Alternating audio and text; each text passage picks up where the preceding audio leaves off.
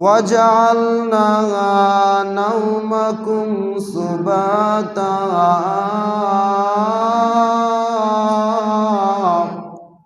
আল্লাহ রাব্বুল আলামিন বলেন, আমি তোমাদের ঘুমকে তোমাদের জন্য বিশ্রাম বানিয়েছি, প্রশান্তির বিষয় বানিয়েছি। তোমরা সারা দিন মাঠে ময়দানে কাজ করো, অফিস আদালতে জব করো, এতে করে তোমাদের শরীর ক্লান্ত শ্রান্ত হয়ে যায়, তোমরা অবসাদ ফিল করো। সেই ক্লান্তি আর অবসাদ দূর করার জন্য আমি আল্লাহ তোমাদের জন্য ঘুমকে সৃষ্টি করেছি। এটাই আল্লাহ সূরা নাবার মধ্যে বলেন, ওয়াজআলনা নাওমাকুম সুবাতা।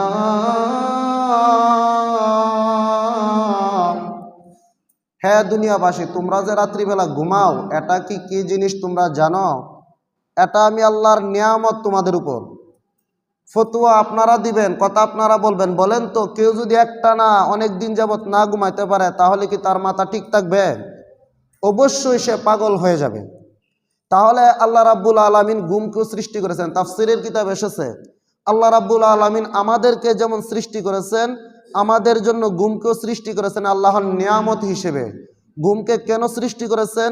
কারণ মানুষ সারা দিন কাজ করবে, যদি না ঘুমাইতে পারে আর ঘুম না দেওয়া হতো, তাহলে তাদের শরীরের যে একটা জীবনী শক্তি আছে, সেই জীবনী শক্তি ক্রমশ হ্রাস পেতে পেতে একটা সময় সে নিষ্ক্রিয় হয়ে যেত, একটা সময় সে অকেজু হয়ে যেত, তার জীবনী শক্তি আর শরীর চলল নইলে। এই জন্য আমাদের শরীরকে আল্লাহ রাব্বুল আলামিন চাঙ্গা করার জন্য ঘুমের ব্যবস্থা করেছেন। আমরা সারাদিন যতই মেহনতের কাজ করি না কেন, যদি রাত্রিবেলা আরামের সহিত ঘুমাইতে পারি, তাহলে সারা দিনের কষ্ট আর ক্লান্তি রাত্রির ঘুমের দ্বারা দূর হয়ে যায়। পরের দিন আবার পুরোপুরি উদ্যমতা নিয়ে, নাশাত নিয়ে সে কাজে যোগদান করতে পারে। তাহলে এটাও আল্লাহ রাব্বুল আলামিনের পক্ষ থেকে একটা বিরাট দয়া, বিরাট বড় নিয়ামত। এই জন্য এই নিয়ামতেরও শুকরিয়া আদায় করতে হবে। এরপরে আল্লাহ বলেন, ওয়াজআলনাল লাইলা লিবাসা। এই আয়াত আল্লাহ বলেন, তোমাদের জন্য রাত্রিকে আমি ঘুম বানিয়েছি, এটা প্রশান্তির বিষয়। আর রাত্রিকে কি বানিয়েছি? রাত্রিকে বানিয়েছি লিবাস। লিবাসুন অর্থ আবরণ। আল্লাহ রাব্বুল আলামিন রাত্রির অন্ধকারের মাধ্যমে দিনের আলোতে আবরণ ফেলে দেন। রাত্রির অন্ধকারের দ্বারা দিনের আলোকে ঢেকে ফেলেন। এটার দ্বারা রাত্রির মধ্যে একটা আবরণ এসে পড়ে, যার কারণে রাত্রি অন্ধকার হয়। যদি রাত্রি অন্ধকার না হতো, দিনের মতো এরকম ফর্সার সূর্যের আলো থাকতো, তাহলে বান্দা সারাদিন কাজকর্ম করে রাত্রিবেলায় শান্তিমতে ঘুমাতে পারতো না। আপনারা সবাই বলতে পারেন, জানেন যে দিনের ঘুম যেমন রাত্রের ঘুম কিন্তু এমন নয়, রাত্রের ঘুম যেমন দিনের ঘুম কিন্তু এমন নয়। রাত্রিবেলায় যেই রকম একটা ঘুম হয়, দিনের বেলা যতই দরজা জানালা আটকিয়ে ঘুমানো হোক না কেন, রাত্রির মতো এত তৃপ্তি সহকারে ঘুম হয় না। কারণ দিনের বেলা চতুর্দিক থেকে কোলাহল, দিনের বেলা সূর্যের আলো, মানুষের আসা যাওয়া, আনাগোনা, কথাবার্তা, কলকারখানা ইত্যাদি, গাড়ির পেপু, কত শব্দ আর কত অসুবিধা। দিনের বেলার এই সমস্ত সব কিছুকে আল্লাহ রাব্বুল আলামিন বন্ধ করে দিয়েছেন রাত্রির বেলার আবরণের মাধ্যমে। তাহলে আল্লাহ রাব্বুল আলামিন রাত্রিবেলার ঘুমকে আমরা যেন তৃপ্তি সহকারে ঘুমাইতে পারি, কি করছেন? দিনকে রাত্রি নামক আবরণ দ্বারা ঢেকে দিয়েছেন। এটাই আল্লাহ রাব্বুল আলামিন সূরাতুন নাবার মধ্যে বান্দার উপর আল্লাহ কি কি নিয়ামত দিয়েছেন সেটা স্মরণ করে বলতেছেন, ওয়াজআলনাল লাইলা লিবাসা।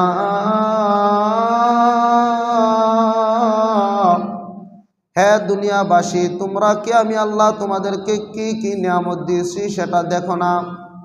তোমাদেরকে আমি রাত্রিটাকে আবরণ হিসেবে করে দিয়েছি, দিনের আলোকে ঢেকে।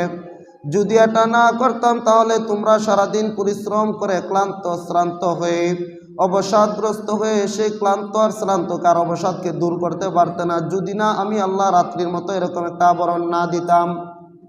তাহলে এই আয়াত দ্বারা বুঝতে পারলাম আল্লাহ রাব্বুল আলামিন আমাদেরকে কি কি নিয়ামত দান করছেন। আল্লাহ তাআলা সূরাতু বাকারা এর 254 নং আয়াতে, যেটাকে আমরা আয়াতুল কুরসি নামে চিনে থাকি, সেই আয়াতুল কুরসির মধ্যে আল্লাহ বলেন, আল্লাহু লা ইলাহা ইল্লাহু আল হাইয়ুল কাইয়্যুম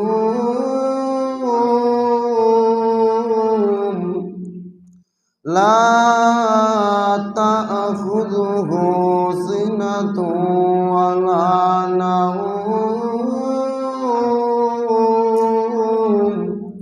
আল্লাহ রাব্বুল আলামিন বলেন আল্লাহু, আল্লাহ তো তিনি, আল হাইয়ুল কাইয়ুম, যিনি হাই চিরঞ্জীব, আল কাইয়ুম চিরপ্রতিষ্ঠিত, লা তাখুযুহু সিনাতু ওয়ালা নাউম, আল্লাহ তাআলাকে তন্দ্রা এবং নিদ্রা কখনো স্পর্শ করে না।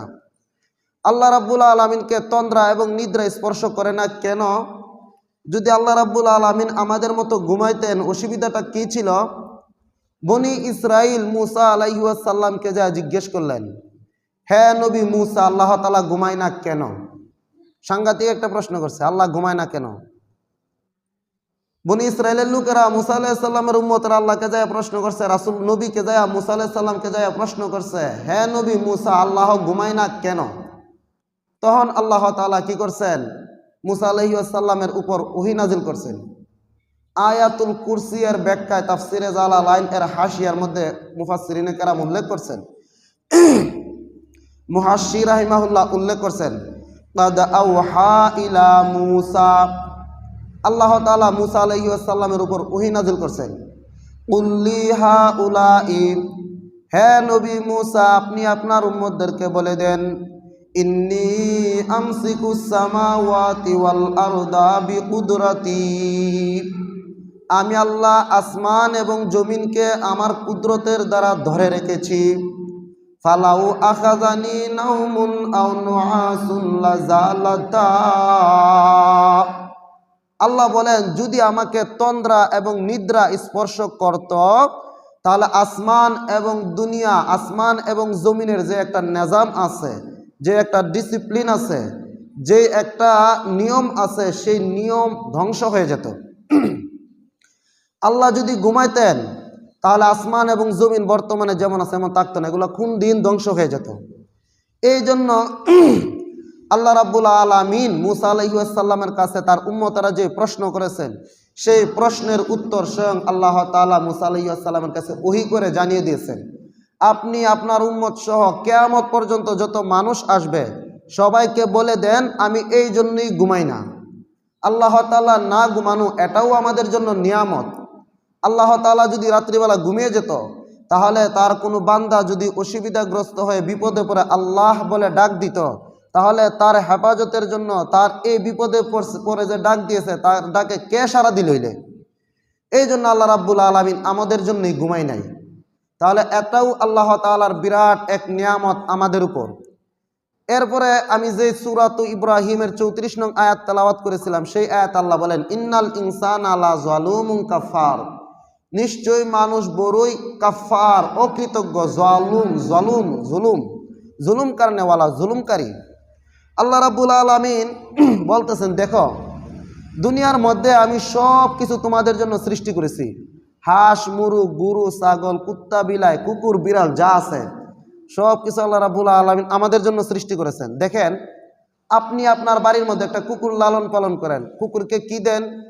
বেশি কিছু খরচ করতে হয় না, শুধু বাতের মার, একটু বাতের মার আর খাবারকে যে হাড্ডিগুলো উচ্ছিষ্ট অবশিষ্ট হিসেবে আছে যেগুলোকে আপনারা ফেলে দেন, ফেলে দেওয়া জিনিস দ্বারা আপনি আপনার বাড়ির কুকুরকে লালন পালন করতেছেন। সামান্য একটু হাড্ডি আর বাতের মার পাওয়ার দ্বারাই এই কুকুরটা আপনার জন্য কি করতেছে? কুকুরটা আপনার জন্য সারা রাত্র ঘুমায় নাই। বলতে পারেন কুকুর কেন ঘুমায় না সারা রাত্রে? সারা রাত্রি ভর কুকুর সজাগ থেকে আপনার বাড়ি, আপনার ঘর, আপনার জানমাল সব কিছু পাহারা দেয়। কেন কুকুর এরকমটা কেন করে? কুকুর এরকমটা এই জন্য করে, আপনি হচ্ছে কুকুরের মালিক, আপনি কুকুরকে কি করেন? সামান্য বাতের মারের ব্যবস্থা করেন, আপনি কুকুরকে সামান্য একটু হাড্ডি দেন, এই হাড্ডি খেয়ে সে আপনার নাফরমানি করতে পারে না, সে নিমক হারামি করতে পারে না। এই জন্য মালিককে কুকুর ডেকে ডেকে বলে হে আমার মালিক আপনি সারা রাত্র আরাম করে ঘুমান, আপনার জান মাল বাড়িঘরের পাহারা আমি কুকুর নিজের জিম্মায় নিয়ে নিয়েছি। ওয়ানাউযু বিল্লাহি মিন শুরুরি আনফুসিনা ওয়া মিন সাইয়্যাতি আ'মালিনা মান ইয়াহদিহিল্লাহু ফালা মুদিল্লা লাহু ওয়া মান ইউদ্লিলহু ফালা হাদিয়া লাহু ونشهد أن لا إله إلا الله وحده لا شريك له ونشهد أن سيدنا ومولانا محمدا عبده ورسوله الذي أرسل إلى الناس كافة بشيرا ونذيرا وداعيا إلى الله بإذنه وسراجا منيرا أما بعد فقد قال الله تعالى في كلامه المجيد وفرقانه الحميد أعوذ بالله من الشيطان الرجيم بسم الله الرحمن الرحيم وإن تعدوا نعمة الله لا تحصوها إن الإنسان لظلوم كفار صدق الله العظيم وقال الصادق المصدوق الأمين صلى الله عليه وسلم الناس معادن كمعادن الذهب والفضة خيارهم في الجاهلية وخيارهم في الإسلام إذا فقهوا أو كما قال عليه الصلاة والسلام صلى الله على سيدنا ومولانا محمد وعلى آله وأصحابه وسلم इलाही दिखा दे हमें दियार मदीना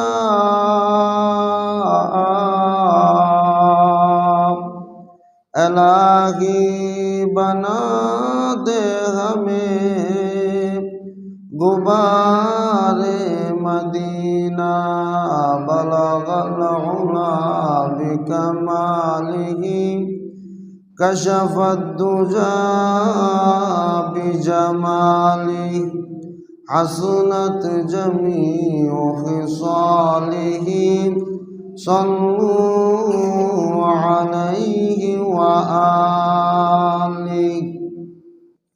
আলহামদুলিল্লাহ, সমস্ত প্রশংসা মহান আল্লাহ পাক রব্বুল ইজ্জতের দরবারে, যিনি আমাদেরকে এই রকম একটি বরকতময় দিনে আল্লাহর ঘর মসজিদে আসার এবং বসার মতো তৌফিক এনায়েত করেছেন।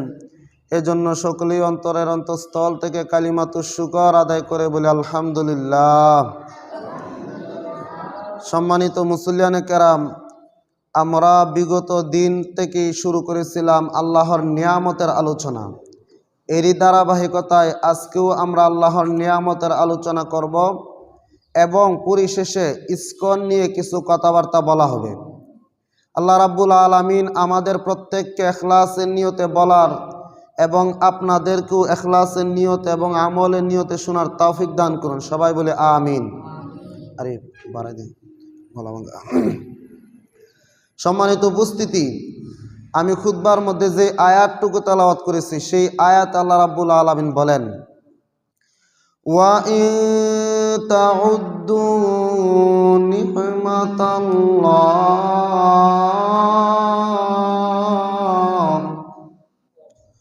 লা তুহসুহা ইন্নাল ইনসানা লাযালুমুন কাফফার।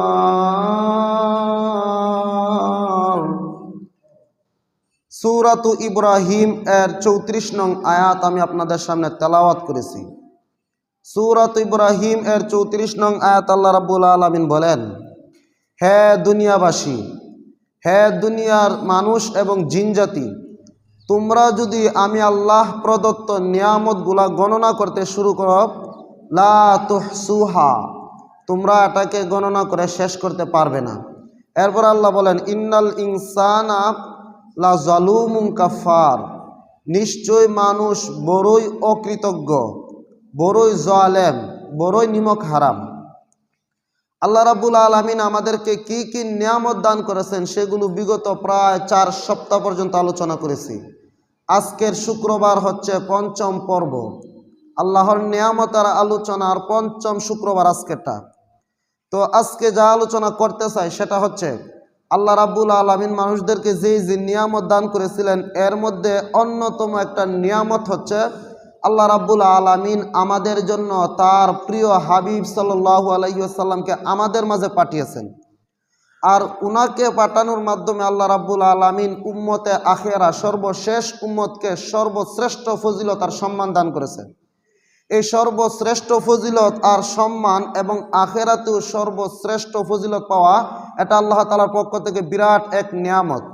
আল্লাহ রাব্বুল আলামিন সূরা আলী ইমরানে বলেন, লাকাদ মান্নাল্লাহু আলাল মুমিনিনা ইয বা'আসা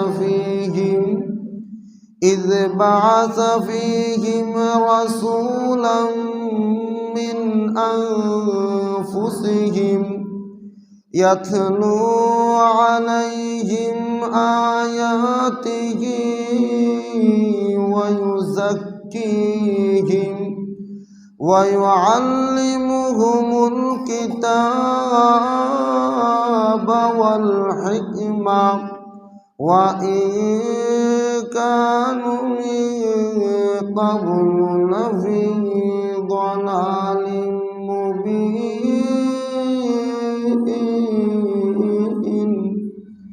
এই আয়াত আল্লাহ রাব্বুল আলামিন বলেন, লাকাদ মান্নাল্লাহু আলাল মুমিনিন, আল্লাহ তাআলা মুমিনদের উপর নিয়ামত বর্ষিয়েছেন। আল্লাহ তাআলা নিয়ামত মুমিনদের উপর নিয়ামত বর্ষণ করেছেন কিভাবে? 4টা জিনিসের মাধ্যমে। 1 নাম্বার হচ্ছে ইয বা'আসা ফীহিম রাসূলাম মিন আনফুসিহিম, আমাদের রাসূলকে আমাদের মধ্য থেকে আল্লাহ রাব্বুল আলামিন পাঠিয়েছেন। আমাদের রাসূলকে আমাদের মধ্য থেকে পাঠানোর মাধ্যমে আমাদের ফজিলত বেড়ে গেছে। এটা আল্লাহ প্রদত্ত একটা বিরাট নিয়ামত। ইয বা'আসা ফীহিম রাসূলাম মিন আনফুসিহিম ইয়াতলু আলাইহিম আয়াতিহি ওয়া ইউযাক্কিহিম ওয়া ইউআল্লিমুহুমুল কিতাবা ওয়াল হিকমা। রাসূলের প্রথম কাজ হচ্ছে ইয়াতলু আলাইহিম আয়াতিহি, আমাদের সামনে তাদের সামনে যেন কি করে কোরআন তেলাওয়াত করে। তো আমরা সাহেবে কোরআন হতে পেরেছি, আমরা কোরআনের মালিক হতে পেরেছি। মালিক বলতে আমাদেরকে আল্লাহ কোরআন পড়ার তৌফিক এনায়েত করেছেন। এই জন্য আমরা নিয়ামত প্রাপ্ত আল্লাহর পক্ষ থেকে। ইয়াতলু আলাইহিম আয়াতি, রাসূলের 1 নম্বর দায়িত্ব হচ্ছে তেলাওয়াতে কোরআন। 2 নম্বর হচ্ছে ওয়া ইউযাক্কিহিম, আমাদেরকে আত্মশুদ্ধি করানো। কারণ একটা মানুষ জান্নাতের মতো নিয়ামত যতদিন না পর্যন্ত আত্মশুদ্ধি করতে না পারবে ততদিন পর্যন্ত জান্নাতের মতো নিয়ামত লাভ করতে পারবে না। তাহলে কোরআন দিয়েছেন এবং আত্মশুদ্ধি শিক্ষা দিয়েছেন রাসূলের মাধ্যমে, এই কাজটাও আমাদের জন্য নিয়ামত। কিভাবে নিয়ামত? এই কাজের মাধ্যমে আমরা জান্নাতে যাওয়ার উপযুক্ত হতে পারবো। জান্নাত পাওয়া যেমন নিয়ামত, জান্নাতে যাওয়ার মাধ্যম পাওয়া সেটাও নিয়ামত। এরপরে ওয়াইউআল্লিমুহুমুল কিতাবা ওয়াল হিকমা, উনি আমাদেরকে রাসূলের মাধ্যমে কিতাব শিক্ষা দিয়েছেন। কিতাব মানে কোরআনের বিধিবিধান আহকামাত, ওয়াল হিকমা, হিকমত মানে রাসূলের হাদিস। এই চার কাজের মাধ্যমে আল্লাহ তাআলা রাসূলের মাধ্যমে আমাদেরকে নিয়ামত সমৃদ্ধ করেছেন, নিয়ামত ওয়ালা করেছেন। সুতরাং এই কাজের জন্য আল্লাহ রাব্বুল আলামিনের কাছে কি করতে হবে? আমাদের শুকরিয়া আদায় করতে হবে। এটা একটা নিয়ামত। সূরা নাবার মধ্যে আল্লাহ রাব্বুল আলামিন বলেন, আল্লাহ তাআলা তোমাদেরকে কি নিয়ামত দিয়েছে দেখো। ওয়াজআলনা নাওমাকুম সুবাতা,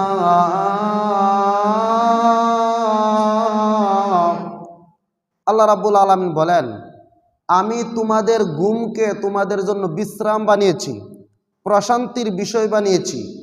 তোমরা সারা দিন মাঠে ময়দানে কাজ করো, অফিস আদালতে জব করো, এতে করে তোমাদের শরীর ক্লান্ত শ্রান্ত হয়ে যায়, তোমরা অবসাদ ফিল করো। সেই ক্লান্তি আর অবসাদ দূর করার জন্য আমি আল্লাহ তোমাদের জন্য ঘুমকে সৃষ্টি করেছি। এটাই আল্লাহ সূরা নাবার মধ্যে বলেন, ওয়াজআলনা নাওমাকুম সুবাতা।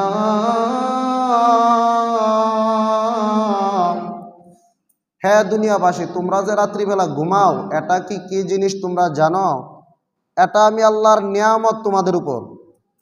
ফতুয়া আপনারা দিবেন, কথা আপনারা বলবেন। বলেন তো, কেউ যদি একটা না অনেক দিন যাবত না ঘুমাইতে পারে, তাহলে কি তার মাথা ঠিক থাকবে? অবশ্যই সে পাগল হয়ে যাবে। তাহলে আল্লাহ রাব্বুল আলামিন ঘুমকেও সৃষ্টি করেছেন। তাফসীরের কিতাব এসেছে, আল্লাহ রাব্বুল আলামিন আমাদেরকে যেমন সৃষ্টি করেছেন, আমাদের জন্য ঘুমকেও সৃষ্টি করেছেন আল্লাহর নিয়ামত হিসেবে। ঘুমকে কেন সৃষ্টি করেছেন? কারণ মানুষ সারা দিন কাজ করবে, যদি না ঘুমাইতে পারে আর ঘুম না দেওয়া হতো, তাহলে তাদের শরীরের যে একটা জীবনী শক্তি আছে, সেই জীবনী শক্তি ক্রমশ হ্রাস পেতে পেতে একটা সময় সে নিষ্ক্রিয় হয়ে যেত, একটা সময় সে অকেজু হয়ে যেত, তার জীবনী শক্তি আর শরীর চলল নইলে। এই জন্য আমাদের শরীরকে আল্লাহ রাব্বুল আলামিন চাঙ্গা করার জন্য ঘুমের ব্যবস্থা করেছেন। আমরা সারাদিন যতই মেহনতের কাজ করি না কেন, যদি রাত্রিবেলা আরামের সহিত ঘুমাইতে পারি, তাহলে সারা দিনের কষ্ট আর ক্লান্তি রাত্রির ঘুমের দ্বারা দূর হয়ে যায়। পরের দিন আবার পুরোপুরি উদ্যমতা নিয়ে, নাশাত নিয়ে সে কাজে যোগদান করতে পারে।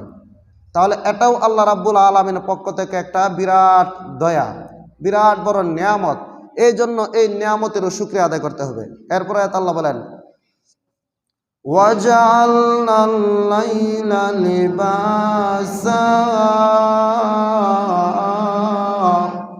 এই আয়াত আল্লাহ বলেন, তোমাদের জন্য রাত্রিকে আমি ঘুম বানিয়েছি একটা প্রশান্তির বিষয়, আর রাত্রিকে কি বানিয়েছি? রাত্রিকে বানিয়েছি লিবাস। লিবাসুন অর্থ আবরণ। আল্লাহ রাব্বুল আলামিন রাত্রির অন্ধকারের মাধ্যমে দিনের আলোতে আবরণ ফেলে দেন। রাত্রির অন্ধকারের দ্বারা দিনের আলোকে ঢেকে ফেলেন। এটার দ্বারা রাত্রির মধ্যে একটা আবরণ এসে পড়ে, যার কারণে রাত্রি অন্ধকার হয়। যদি রাত্রি অন্ধকার না হতো, দিনের মতো এরকম ফর্সার সূর্যের আলো থাকতো, তাহলে বান্দা সারাদিন কাজকর্ম করে রাত্রিবেলায় শান্তিমতে ঘুমাতে পারতো না। আপনারা সবাই বলতে পারেন, জানেন যে দিনের ঘুম যেমন রাত্রের ঘুম কিন্তু এমন নয়, রাত্রের ঘুম যেমন দিনের ঘুম কিন্তু এমন নয়। রাত্রিবেলায় যেই রকম একটা ঘুম হয়, দিনের বেলা যতই দরজা জানালা আটকে ঘুমানো হোক না কেন, রাত্রির মতো এত তৃপ্তি সহকারে ঘুম হয় না। কারণ দিনের বেলা চতুর্দিক থেকে কোলাহল, দিনের বেলা সূর্যের আলো, মানুষের আসা যাওয়া, আনাগোনা, কথাবার্তা, কলকারখানা ইত্যাদি, গাড়ির পেপু, কত শব্দ আর কত অসুবিধা। দিনের বেলার এই সমস্ত সব কিছুকে আল্লাহ রাব্বুল আলামিন বন্ধ করে দিয়েছেন রাত্রির বেলার আবরণের মাধ্যমে। তাহলে আল্লাহ রাব্বুল আলামিন রাত্রিবেলার ঘুমকে আমরা যেন তৃপ্তি সহকারে ঘুমাইতে পারি, কি করছেন? দিনকে রাত্রি নামক আবরণ দ্বারা ঢেকে দিয়েছেন। এটাই আল্লাহ রাব্বুল আলামিন সূরাতুন নাবার মধ্যে বান্দার উপর আল্লাহ কি কি নিয়ামত দিয়েছেন সেটা স্মরণ করে বলতেছেন, ওয়াজআলনাল লাইলা লিবাসা।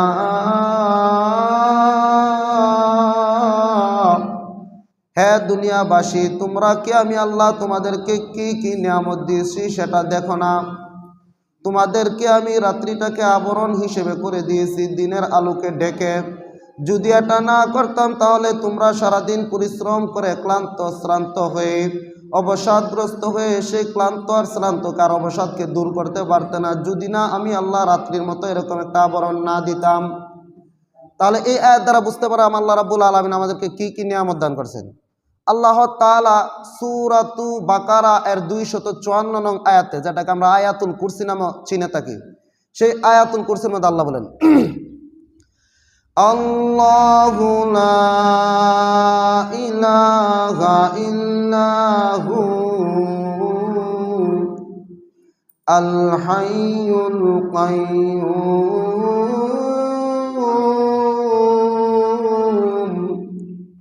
লা তা'খুযুহু সিনাতুন ওয়া লা নাওম। আল্লাহ রাব্বুল আলামিন বলেন আল্লাহু, আল্লাহ তো তিনি, আল হাইয়ুল কাইয়্যুম যিনি হাই চিরঞ্জীব, আল কাইয়্যুম চিরপ্রতিষ্ঠিত, লা তা'খুযুহু সিনাতুন ওয়া লা নাওম, আল্লাহ তাআলাকে তন্দ্রা এবং নিদ্রা কখনো স্পর্শ করে না। আল্লাহ রাব্বুল আলামিনকে তন্দ্রা এবং নিদ্রা স্পর্শ করে না কেন? যদি আল্লাহ রাব্বুল আলামিন আমাদের মতো ঘুমাইতেন, অসুবিধাটা কি ছিল? বনি ইসরাইল মুসা আলাইহিস সালামকে যা জিজ্ঞেস করলেন, হে নবী মুসা, আল্লাহ তাআলা ঘুমায় না কেন? সাংঘাতিক একটা প্রশ্ন করছে, আল্লাহ ঘুমায় না কেন? বনি ইসরাইলের লোকেরা মুসা আলাইহিস সালামের উম্মতরা আল্লাহকে যায় প্রশ্ন করছে, রাসূল নবীকে যায় মুসা আলাইহিস সালামকে যায় প্রশ্ন করছে, হে নবী মুসা, আল্লাহ ঘুমায় না কেন? তখন আল্লাহ তাআলা কি করছেন? মুসা আলাইহিস সালামের উপর ওহী নাজিল করছেন। আয়াতুল কুরসি এর ব্যাখ্যায় তাফসিরে জালালাইন এর হাশিয়ার মধ্যে মুফাসসিরিনে কেরাম উল্লেখ করছেন, মুহাশশির রাহিমাহুল্লাহ উল্লেখ করছেন, কাদ আওহা ইলা মুসা, আল্লাহ তাআলা মুসা আলাইহিস সালামের উপর ওহী নাজিল করছেন, কুল্লি হাউলাই, হে নবী মুসা আপনি আপনার উম্মতদেরকে বলে দেন, ইন্নী আমসিকুস সামাওয়াতি ওয়াল আরদা বিকুদরাতি, আমি আল্লাহ আসমান এবং জমিনকে আমার কুদরতের দ্বারা ধরে রেখেছি। ফালাউ আখাযানি নাওমুন আও নুআসুন লাযালাতা, আল্লাহ বলেন যদি আমাকে তন্দ্রা এবং নিদ্রা স্পর্শ করত তাহলে আসমান এবং দুনিয়া, আসমান এবং জমিনের যে একটা নিজাম আছে, যে একটা ডিসিপ্লিন আছে, যে একটা নিয়ম আছে, সেই নিয়ম ধ্বংস হয়ে যেত। আল্লাহ যদি ঘুমাইতেন তাহলে আসমান এবং জমিন বর্তমানে যেমন আছে এমন থাকতো না, এগুলো কোন দিন ধ্বংস হয়ে যেত। এই জন্য আল্লাহ রাব্বুল আলামিন মুসা আলাইহিস সালামের কাছে তার উম্মতরা যে প্রশ্ন করেছেন, সেই প্রশ্নের উত্তর স্বয়ং আল্লাহ তাআলা মুসা আলাইহিস সালামের কাছে ওহী করে জানিয়ে দিয়েছেন। আপনি আপনার উম্মত সহ কিয়ামত পর্যন্ত যত মানুষ আসবে সবাইকে বলে দেন আমি এই জন্যই ঘুমাই না। আল্লাহ তাআলা না ঘুমানো এটাও আমাদের জন্য নিয়ামত।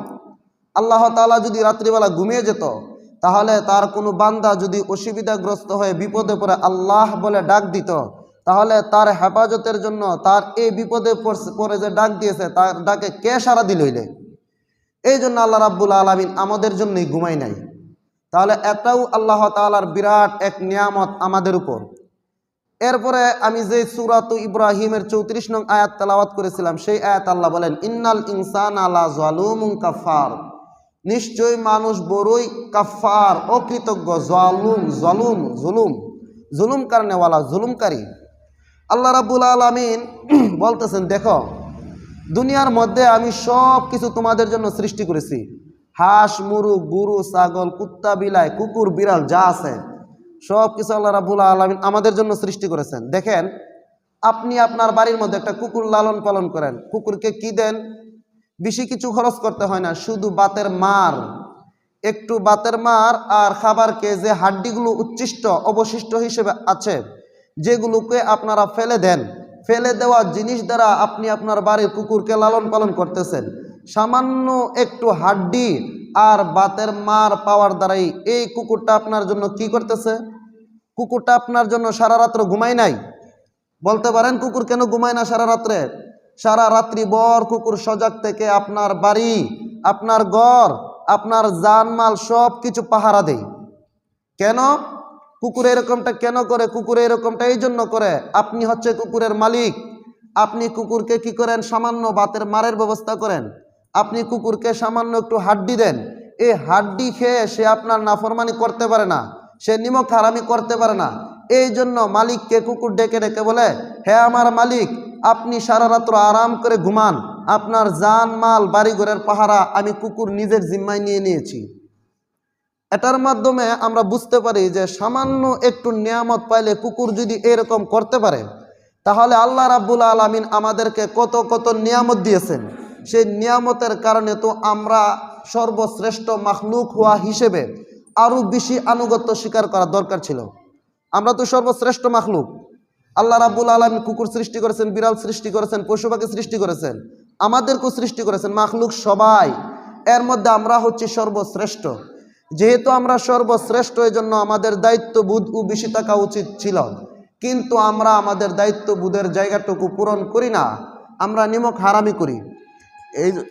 এই জন্য আল্লাহ রাব্বুল আলামিন সূরাতুল বাকারা এর শুরু দিক দিয়ে বলেন, কাইফা তাকফুরুনা বিল্লাহ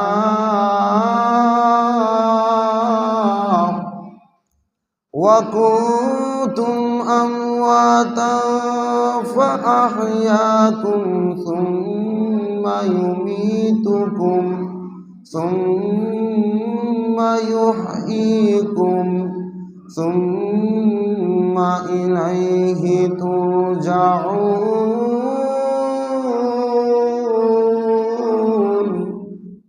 কাইফা তাকফুরুনা বিল্লাহ, আল্লাহ প্রশ্ন করতেছেন, কাইফা তাকফুরুনা বিল্লাহ, তোমরা কিভাবে আল্লাহর সাথে কুফরি করো, তোমরা কিভাবে এত নিয়ামত পাওয়া সত্ত্বেও আল্লাহর সাথে নাফরমানি করো। আল্লাহ রাব্বুল আলামিন আশ্চর্য হয়ে বলেন, যেমন একটা উদাহরণ দিলে বুঝবেন, আমাদের দেশের কোনো বাবার কোনো সন্তান যদি বাবার অবাধ্য হয়, তাহলে বাবা একটা সময় ছেলেকে বলে, সে আমার সাথে ছেলের ব্যাপারে বলে, তাকে আমি ছোট থেকে বড় করেছি, এত টাকা পয়সা খরচ করে তাকে লেখাপড়া শিখিয়েছি, সে কোনো কিছুই ছিল না, তাকে আজকে আমি এত বড় পর্যায়ে পৌঁছে দিয়েছি, সে আজকে বড় আলেম হয়েছে, সে ডাক্তার হয়েছে, ইঞ্জিনিয়ার হয়েছে, অনেক কিছু হয়েছে, সে আজকে কিভাবে আমি বাবাকে এই কথাটা বলতে পারলো? এরকম বলে কিনা আমাদের সমাজে বলে। ঠিক তদ্রূপভাবে আল্লাহ রাব্বুল আলামিন বলতেছেন, কাইফা, কিভাবে, আশ্চর্য হয়ে বলতেছে, তোমাদেরকে আমি এত এত নিয়ামত দিয়েছি, তোমাদের জন্য, তোমাদের সেবার জন্যে আমি গরু সৃষ্টি করেছি, মহিষ, উট, ধুম্বা, বেড়া, বকরি সব কিছু সৃষ্টি করেছি তোমাদের রিজিকের জন্য। তোমরা গরুর গোশত খেতে পারো, আমি ইচ্ছা করলে তোমাদের জন্য গরু খাওয়া হারাম করে দিতে পারতাম, কিন্তু আমি হালাল রেখেছি তোমাদের সেবার জন্যে, তোমরা যেন গরুর গোশত, খাসির গোশত, দুম্বার গোশত, উটের গোশত, ভেড়ার গোশত, বকরির গোশত খেতে পারো। সব কিছু আমি তোমাদের সেবার জন্য, তোমাদের খেদমতের জন্য নিয়োজিত রেখেছি। আর তোমাদেরকে শুধু বলেছিলাম আমি আল্লাহর ইবাদত করো। ইবাদত তো করোই না, বরং আমি আল্লাহর সাথে ক্ষুধাদ্রোহিতা করো, ক্ষুধাদ্রোহিতা করে থাকো। এই জন্য আল্লাহ রাব্বুল আলামিন আশ্চর্য হয়ে বলেন, কাইফা, কিভাবে, এটা কি তোমাদের পক্ষে সম্ভব হয়? হয় না। একটা কুকুর সামান্য মার খেয়ে, হাড্ডি খেয়ে যদি সারা রাত্র মালিকের বাড়ি ঘর ধন সম্পদ পাহারা দিতে পারে, তাহলে তোমরা এত এত নিয়ামত পাওয়ার পরও কিভাবে আমি আল্লাহকে দুইটা সেজদা দিতে মনে চাই না? এটা কি স্পষ্ট কুফরি নয়? অবশ্যই কুফরি। এই জন্য আল্লাহ রাব্বুল আলামিন বলতেছেন, কাইফা, কিভাবে। আচ্ছা, আমি আলোচনা করতেছিলাম আল্লাহ তাআলা কি কি নিয়ামত দিয়েছে, বিগত দিন অনেক আলোচনা করছি। এখন সূরাতুর রাদ এর 11 নং আয়াত আল্লাহ রাব্বুল আলামিন কি নিয়ামতের আলোচনা করেছেন সেটা আলোচনা করব। আল্লাহ রাব্বুল আলামিন সূরাতুর রাদ এর 11 নং আয়াত আল্লাহ বলেন, লাহু মুআক্কিবাতুম মিন বাইনি ইয়াদাইহি ওয়া মিন খালফিহি ইয়াহফাজুনাহু মিন আমরিল্লাহ।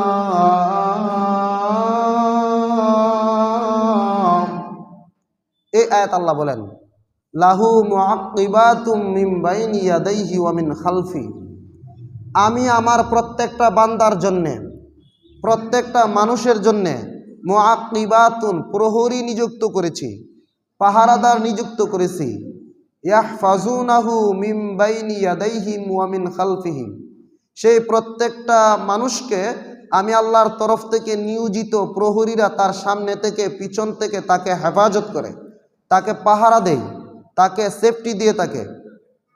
ইয়াহফাজুনাহু মিন আমরিল্লাহ, আমি আল্লাহর নির্দেশে। এই আয়াতের মধ্যে আল্লাহ রাব্বুল আলামিন আমাদেরকে কি কি নিয়ামত দিয়েছেন সেটা বলেছেন। সেই পাহারাদার কারা? তারা হচ্ছে আল্লাহর তরফ থেকে নিয়োজিত ফেরেশতাগণ।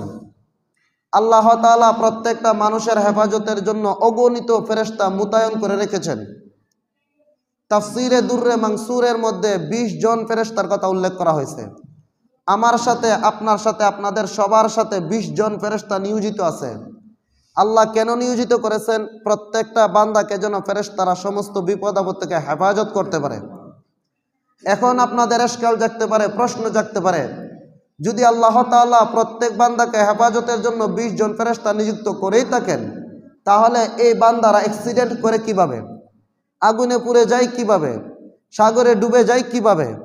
সেটার উত্তর হলো আল্লাহ তাআলার যতক্ষণ পর্যন্ত তাকে হেফাজত করার পারমিশন থাকে ততক্ষণ পর্যন্ত ফেরেশতাগণ তাকে হেফাজত করতে থাকে। যখন আল্লাহ তাআলা বলে এবার তোমরা তার হেফাজত থেকে একটু সরে যাও, তখন ফেরেশতারা সরে যায়। তখনই সে রুট অ্যাক্সিডেন্ট করে, তখনই সে আগুনে দগ্ধ হয়, তখনই সে পানিতে ডুবে মরে। এই হচ্ছে এই এশকাল আর প্রশ্নের জবাব।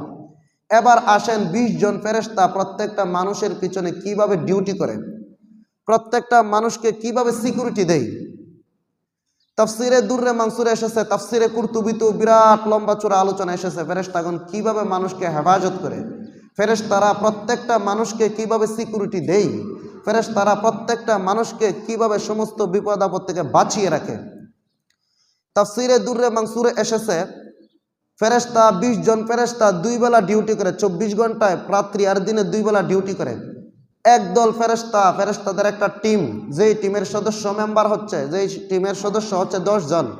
তারা সকালবেলা বান্দার হেফাজতের জন্য আকাশ থেকে অবতরণ করে সন্ধ্যা পর্যন্ত তার হেফাজতের দায়িত্ব 10 জনের কাছে থাকে। যখন সন্ধ্যা হয়ে যায় তারা আকাশে উঠে যায়, আবার সন্ধ্যা নাগাদ অপর 10 জন আসে, তারা সারা রাত্রি তার ডিউটি করে। এইভাবে 10 জন মিলে প্রত্যেকটা বান্দাকে 20 জন ফেরেশতা ডিউটি করে তাকে সেফটি দেয়, তাকে নিরাপত্তা দেয়। কিভাবে? তাফসিরে দুররে মানসুরে এসেছে হযরত উসমান রাদিয়াল্লাহু আনহু একবার রাসূলকে বললেন, উসমান রাসূলের জামাতা ছিলেন, জামাই, মেয়ের জামাই। উনি বলতেছেন, ইয়া রাসূলুল্লাহ, আল্লাহ যে কোরআনে কইছে মানুষকে ফেরেশতাগণ হেফাজত করে, সেটা কিভাবে? তখন উসমান রাদিয়াল্লাহু আনহুকে রাসূল বললেন যে, শুনো, আল্লাহ তাআলা প্রত্যেক মানুষের 2 কাঁধে 2 জন ফেরেশতা রেখেছেন। তারাও মানুষের হেফাজতের দায়িত্ব আছে। কিভাবে? তাদের দায়িত্ব হচ্ছে মানুষের আমলনামাগুলো লিখে রাখা। ডান কাঁধের যে ফেরেশতা, সে কি করে? সে মানুষ যদি নেক আমল করে সেটা লিখে রাখে। আর বাম কাঁধের যে ফেরেশতা, মানুষ যদি কোনো বদ আমল করে, অন্যায় কাজ করে, গুনাহের কাজ করে, তখন সে সেটা লিখে। তবে বাম কাঁধের ফেরেশতার সর্দার হচ্ছে ডান কাঁধের ফেরেশতা। বাম কাঁধের ফেরেশতা যখন কোনো মানুষ কোনো গুনাহ করে, অন্যায় করে, তখন বাম কাঁধের ফেরেশতা ডান কাঁধের ফেরেশতার কাছে পারমিশন চায় যে আমি কি তার গুনাহের জন্য সওয়াব, গুনাহ লিখব কিনা। তখন ডান কাঁধের ফেরেশতা বলে, এত তাড়াতাড়ি লিখো না, বান্দা তওবা করে কিনা দেখো। এইরকমভাবে 3 বার পারমিশন চাওয়ার পরে ডান কাঁধের ফেরেশতা বাম কাঁধের ফেরেশতাকে পারমিশন দেয়। সে তওবা করে নাই, এবার তুমি লিখতে থাকো। তবে শোনো, তুমি একটা গুনাহ শুধু লিখবা। একটা গুনাহ করলে একটা গুনাহের যেই পরিমাণ গুনাহ হবে সেই গুনাহটা শুধু লিখবা। আর ডান কাঁধের ফেরেশতা যিনি, আমরা যদি একটা সওয়াব করি, আমাদের একটা সওয়াবের জন্য 10টা সওয়াব লেখেন। সুবহানাল্লাহ কোন? ডান কাঁধের ফেরেশতা একটা সওয়াবের কাজ করলে 10টা সওয়াব লেখে। কিন্তু আল্লাহ রাব্বুল আলামিন ইহসান কত দেখেন, বাম কাঁধের ফেরেশতা একটা গুনাহ করলে শুধু একটাই লেখে, 10টা লেখে না। গেল 2 জন ফেরেশতার ডিউটি। 3 নাম্বার আর 4 নাম্বার ফেরেশতা হচ্ছে যারা তোমার সামনে এবং পেছনে, অগ্রে এবং পশ্চাতে থাকে। ডান দিক থেকে, তোমার সামনে থেকে যদি কোনো বিপদ আপদ আসে, তাহলে ডান দিকের ফেরেশতা এটাকে প্রতিহত করে। তোমার পিছন থেকে যদি কোনো বিপদ আপদ আসে, বাম দিকের ফেরেশতা পশ্চাতে থেকে এটাকে প্রতিহত করে। গেল 4 জন ফেরেশতা। কিভাবে ডিউটি করে সেটা বলতেছি। 5 নাম্বার ফেরেশতা যিনি, তার দায়িত্ব হচ্ছে তোমার কপালে, সে হচ্ছে তোমার পেশানিতে, কপালেতে সে অবস্থান করে। আমরা দেখি না ফেরেশতা যে কপালে আছে, আমরা দেখি না। আমাদের যে আয় আছে না, এই যে চোখের পাপড়ি, সেটাতে কিন্তু ফেরেশতা আছে, আমরা দেখি না। আমাদের কাঁধে আছে, সেটাও দেখি না। কোরআন আল্লাহ বলছে কিরামান কাতিবিন, আমরা দেখি না, কারণ তারা তো নূরের তৈরি, তাদেরকে খালি চোখে দেখা যায় না। আচ্ছা, 5 নম্বর ফেরেশতার দায়িত্ব হচ্ছে তোমার পেশানিতে অবস্থান করা। তুমি যখন আল্লাহ তাআলার উদ্দেশ্যে নিজেকে নত করবে তখন সে তোমার মর্যাদা বুলন্দ করে দেয়। আমরা যখন আল্লাহর উদ্দেশ্যে সেজদা করি তখন আমাদের মর্যাদাকে বুলন্দ করে দেই, আর যখন আমরা অহংকার প্রদর্শন করি তখন আমাদের মর্যাদাকে নিচে নামিয়ে দেই। পঞ্চম ফেরেশতার ডিউটি। ষষ্ঠ এবং সপ্তম ফেরেশতার 6 নাম্বার এবং 7 নাম্বার ফেরেশতার ডিউটি হচ্ছে 2 টুটে।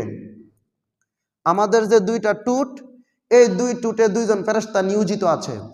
তারা আমাদের হেফাজতের নয়, তারা হচ্ছে রাসূলুল্লাহ সাল্লাল্লাহু আলাইহি ওয়াসাল্লামের উপর আমরা যতবার দুরূদ শরীফ পড়ব সেই দুরূদ শরীফের ফজিলতরা লিখে রাখার দায়িত্ব হচ্ছে তাদের। সেই দুরূদ শরীফটা পৌঁছে দেওয়ার দায়িত্ব হচ্ছে মদিনাতে তাদের দায়িত্ব। তাহলে গেল 6 নাম্বার আর 7 নাম্বার। 8 নাম্বার ফেরেশতা হচ্ছে নিয়োজিত আছে আমাদের মুখে। আমাদের মুখ দিয়ে যখন কোনো পোকামাকড়, আমরা যখন হা করে ঘুমিয়ে থাকি তখন আমাদের মুখের মধ্যে একজন ফেরেশতা নিযুক্ত থাকে। আমাদের মুখ দিয়ে যেন বিষাক্ত পোকামাকড়, সাপ বিচ্ছু না ঢুকতে পারে এই জন্য এই ফেরেশতা আমাদের মুখের মধ্যে পাহারাদার হিসেবে বসে আছে। এইরকমভাবে 9 নাম্বার এবং 10 নাম্বার ফেরেশতা হচ্ছে আমাদের ওই যে 2 চোখের পাপড়ি আছে, চোখের পাপড়িতে বসে আছে। যখন আমাদের চক্ষু দিয়ে কোনো ময়লা আবর্জনা, ধুলাবালি ইত্যাদি ঢুকতে পারে, ঢোকার উপক্রম হয়, তখন অটোমেটিক আমাদের চোখের শাটার বন্ধ হয়ে যায়। আমরা দোকান বন্ধ করি শাটার নামিয়ে, তো ফেরেশতারা এই 2 চোখে বসে আছে বিদায় আমাদের চোখের পাপড়ি অটোমেটিক বসতে থাকে।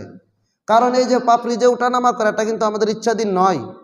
আমাদের ইচ্ছাধীনই যদি হতো তাহলে কিন্তু এত ঘন ঘন আমরা নামাইতে পারতাম না। কোন দিক দিয়ে একটা কিছু আসতেছে না আসতেছে আমরা সেটাকে দেখতে না দেখতে আমাদের চোখের পাপড়ি অটোমেটিক বন্ধ হয়ে যায়। কেন অটোমেটিক বন্ধ হয়? যে আল্লাহ রাব্বুল আলামিন সেখানে ফেরেশতা সেট করে রেখেছেন। এই জন্য আমাদের চোখের পাপড়ি এরকম অটোমেটিক ওঠানামা করে, আমরা ইচ্ছা করে নামাতে হয় না। বিপদ আসতেছে, ধুলাবালি আসতেছে, এমনি এমনি বন্ধ হয়ে যায়। এইরকমভাবে 10 জন ফেরেশতা আমাদেরকে ডিউটি করে। ফজর থেকে মাগরিব পর্যন্ত 10 জন, মাগরিব থেকে আবার পরের দিন ফজর পর্যন্ত 10 জন, এই মোট 20 জন ফেরেশতা আমাদেরকে ডিউটি করে। তাহলে এটা হচ্ছে আল্লাহ রাব্বুল আলামিনের তরফ থেকে আমাদের যত নিয়ামত আছে এর মধ্যে অন্যতম একটা নিয়ামত এই। আজকের জুম্মার মধ্যে নিয়ামতের 5ম পর্ব আলোচনা হলো। আল্লাহ রাব্বুল আলামিন আমাদেরকে তৌফিক দিলে সামনে আলোচনা করব স্বাধীনতা যুদ্ধে উলামায়ে কেরামের অবদান কি ছিল।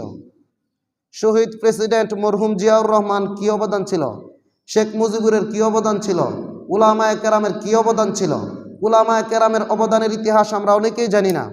যখন আমি আপনাদেরকে ইনফরমেশন, তথ্য, রেফারেন্স, হাওয়ালা দিয়ে বলবো তখন আপনারা বুঝতে পারবেন উলামায়ে কেরামের অবদান কি ছিল। ইনশাল্লাহ আগামী জুম্মাতে আমরা স্বাধীনতা যুদ্ধের আলোচনা করব, উলামায়ে কেরামের কি অবদান ছিল। তারও আগ থেকে ব্রিটিশ আমল থেকে নিয়ে ইতিহাস বললে ইনশাল্লাহ পুরো আলোচনায় আমাদের বুঝতে সহজ হবে। এখন আমরা শুধু ইসকন সম্পর্কে একটু বলে শেষ করে দিতে চাই। ইসকন হচ্ছে, আপনারা অনেকেই সম্প্রতি রিসেন্টলি অনেকেই শুনতে পারছেন ইসকন সম্পর্কে। এটা প্রত্যেক জুম্মা থেকে প্রত্যেক হুতি সাহেবের ইমানি দায়িত্ব হচ্ছে এই সম্পর্কে জনগণকে সচেতন করা। আপনারা অনেকে জানেন না ইসকন কি, শুধু জানেন এটা একটা সংগঠন। এটা শুধু একটা সংগঠন নয়, ইসকন হচ্ছে একটা উগ্র হিন্দুত্ববাদী সংগঠন যাদের কাজই হচ্ছে সাম্প্রদায়িক দাঙ্গা ছড়ানো, যাদের কাজই হচ্ছে মুসলিমদের সাথে বিদ্বেষ পোষণ করা। তারা বাংলাদেশে সংখ্যালঘু হওয়া সত্ত্বেও 92% বাংলাদেশের মুসলমানের দেশের মধ্যে তারা একজন আইনজীবীকে প্রকাশ্যে জবাই করা, এটা তাদের এমনি এমনি হয় নাই। তারা চরম পর্যায়ের মদত পাইতেছে পিছন দিক থেকে, ভারত থেকে মুকেশ আম্বানি সহ বড় বড় বিজনেসম্যানরা তাদেরকে সরাসরি সাহায্য করতেছে। এই জন্য তারা সংখ্যালঘু হওয়া সত্ত্বেও, সংখ্যাগুরুদের উপর, মাইনরিটি হওয়া সত্ত্বেও মাইজরিটিদের উপর এরকম আগ্রাসন চালাইতেছে। অবশ্যই এর পেছনে বিরাট ধরনের ভূমিকা আছে। অবশ্যই একটা কাজকে যদি প্রতিহত না করা হয় সামনে বিরাট আকারে আমাদের সামনে বিরাট বিপদ হয়ে দাঁড়াবে। এই জন্য সমস্ত মুসলমানদের ইমানি দাবি হচ্ছে ইসকনের বিরুদ্ধে মুখ খোলা, ইসকনের বিরুদ্ধে মুখ খোলা। গতকালও সারা বাংলাদেশ আন্দোলন হয়েছে, আজকেও বাইতুল মুকাররমে জুম্মার শেষ আন্দোলন হবে। এখানে শুধু কওমি আলিয়া নয়, সারা বাংলাদেশের স্কুল কলেজ তৌহিদি জনতা সবাই আজকে ইসকনের বিরুদ্ধে নামবে। এটা আপনাদেরকে এই জন্য বলতেছে, আপনারা হয়তো অনেকে জানেন না ইসকন কি। ইসকন সিলেটের একজন ইমাম সাহেবকে, নিরপরাধ ইমাম সাহেব, মসজিদের ইমাম সাহেবকে জবাই করে ফেলেছে। নিরপরাধ, কোনো অন্যায় ছিল না। এটা কারা করেছে? এই সন্ত্রাসী কর্মকাণ্ড কারা করেছিল? ইসকন করেছিল। ইসকনের যে উপাসনালয় সেখানে প্রকাশ্যে বলাৎকার হয়, এটা তাদেরই রিপোর্ট, তারাই বলছে। এগুলো বাংলাদেশের জাতীয় চ্যানেলগুলো প্রচার করেছে যে ইসকন নামক সংগঠনের যারা মুরব্বী আছে, যারা আছে, তারা কি করে পুরো দ্বারা তারা প্রকাশ্যে বলাৎকার করে ইত্যাদি করে। তাছাড়া তারা আমাদের চট্টগ্রামে মুসলমানদের দেশের মধ্যে 92% মুসলমানের দেশে কি করেছে, প্রকাশ্যে একজন আইনজীবীকে, ওনার নাম কি সাইফুল ইসলাম আলিফকে প্রকাশ্যে কি করেছেন, হত্যা করেছেন। তাহলে আজকে যদি আমরা তাদেরকে দমন না করি তাহলে সামনে আমাদের বাকিদেরকেও যে হত্যা করতে তারা অগ্রসর হবে না, এরকম কোনো সিউরিটি আছে? অবশ্যই নাই। এই জন্য মুসলমানদের ইমানি দাবি হচ্ছে আজকে থেকে তাদের বিরুদ্ধে মুখ খোলা। তাদের আমি অন্তর্বর্তীকালীন সরকারকে এই মিম্বর থেকে বলতে চাই, সমস্ত আমাদের মুসল্লিদের তরফ থেকে বলতে চাই, অনতি বিলম্বে আপনি ইসকনকে নিষিদ্ধ ঘোষণা করুন। আমি কিছু তথ্য দিয়ে শেষ করতে চাই। সোভিয়েত ইউনিয়ন, আপনারা জানেন বর্তমান রাশিয়ার আগে সোভিয়েত ইউনিয়ন সবটা একটা অঞ্চল হিসেবে ছিল। সোভিয়েত ইউনিয়নের মধ্যে ইসকনকে নিষিদ্ধ করা হয়েছিল। চায়নাতে, চীন দেশে ইসকন নিষিদ্ধ, মালয়েশিয়াতে ইসকন নিষিদ্ধ, সৌদি আরবে ইসকন নিষিদ্ধ, আফগানিস্তানে ইসকন নিষিদ্ধ, এরকম পৃথিবীর বিভিন্ন দেশে ইসকন নিষিদ্ধ। কেন নিষিদ্ধ? কারণ ইসকন হচ্ছে একটা সন্ত্রাসী সংগঠন। তারা আমাদেরকে বলতো, আমরা যখন ইসলামের কথা বলতাম তখন আমাদেরকে বলতো ইসলামপন্থী, পাকিস্তানপন্থী, আফগানিস্তানপন্থী। কিন্তু যখন ইসকনের চিন্ময় কুমার দাসকে অ্যারেস্ট করা হয়েছে তখন 24 ঘন্টা পার হতে না হতেই ভারতের পররাষ্ট্র মন্ত্রণালয় থেকে বিবৃতি দেওয়া হয়েছে। এতে করে কি প্রমাণিত হলো যে তারা হচ্ছে চরম উগ্রপন্থী। কারণ আমাদেরকে যখন ইসলামপন্থী, পাকিস্তানপন্থী, আফগানিস্তানপন্থী বলা হতো, কোনোদিন আফগানিস্তান থেকে বিবৃতি দেওয়া হয় নাই, কোনোদিন পাকিস্তান থেকে বিবৃতি দেওয়া হয় নাই। তার মানে তাদের লোককে অ্যারেস্ট করার 24 ঘন্টা পার হতে না হতেই তারা বিবৃতি দিয়েছে। তার মানে তারা কত উগ্রবাদী চিন্তা করেন, তারা তাদের সংগঠনকে টিকিয়ে রাখার জন্য কত মরিয়া। এই জন্য আমরা সবাই আওয়াজ তুলব যে ইসকনকে নিষিদ্ধ করতেই হবে। আল্লাহ রাব্বুল আলামিন আমাদের সবাইকে বিজাতীয় কৃষ্টি কালচার আগ্রাসন থেকে বেঁচে থাকার তৌফিক দান করুন। ওয়া আখিরু দাওয়ানা আনিল হামদুলিল্লাহি রাব্বিল আলামিন।